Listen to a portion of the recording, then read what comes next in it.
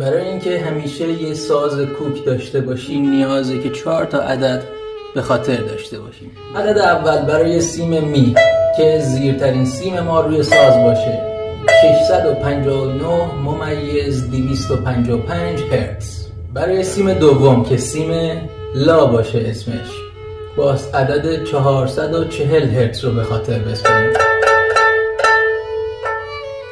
برای سیم سوم سیم ر 293/665 رو باز به خاطر بسپاریم. و برای سیم آخر که سیم سل باشه اسمش یا بمترین سیممون روی ساز عدد 195/998 رو باز به خاطر بسپاریم. ساز رو که از بازار میخریم یا از کاورش در میاریم همیشه نیازه که کوکمون رو چک کنیم. با استفاده از این اپلیکیشن میتونیم بریم به سمت کوک کردن. هر چقدر عددمون کمتر بود نیاز هست که سیم رو به اصطلاح صفر ترش کنیم. هر چقدر عددمون بیشتر بود سیم میره به سمت پاره شدن یا به اصطلاح ترکیدن. سیم رو باز شلترش کنیم. خیلی باز مراقبت کنیم که مقدار زیادتری از حد اگر پیچیده بشه ممکنه بترکه.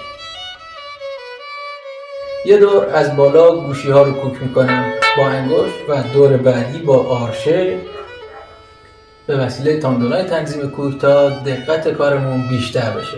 برای مثال سیم می رو کوک میکنم ببینم کجاست، چه محدوده‌ای رو نشون میده، چند هرتز الان کوک میکنم. با انگشت اشاره روی سیم می به صورت پیزیکاتو اجرا میکنم. عددمون 610. باز بریم تا برسیم به 659. گوشی رو از اینجا خیلی کم و آروم میچرخونم. ما مکانیسم پیچ شده یا رزوه شده ای در بالا در جبهه گوشی ها نداریم. پس در نتیجه با یک دستم گلوی ساز رو گرفتم، با یک دستم هم گوشی ساز. این دوتا رو فشار میدم به سمت هم خیلی کم خیلی آهسته تا برسیم به عدد 659.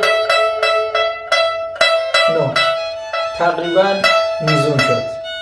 سیم بعدی گوشی سیم لا رو میگیرم فشار میدم و آروم پیزیکاتو هم اجرا میکنم. سیم بعدی یا سیم ر. سیم ر باز اینجا چک کنیم ببینیم نیاز صفر بشه یا شلتر. خیلی بالاست سیم ر، نیازه که شلتر بشه.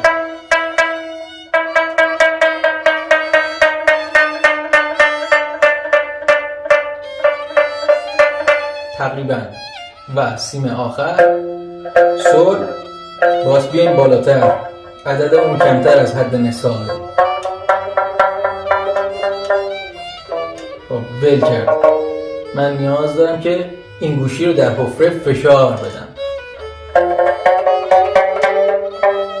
مرحله آخر برای میزان کردن نوت ها آرشه میکشن روی سازم.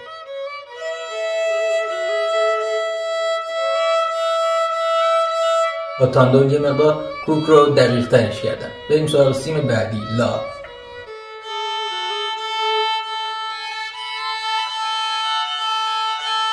اینم به همین شکل. سیم بعدی ر و سیم آخر سل.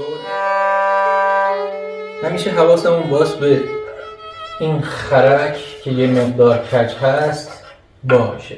متشکرم. موسیقی رو راحت یاد بگیرید. آقای فراز.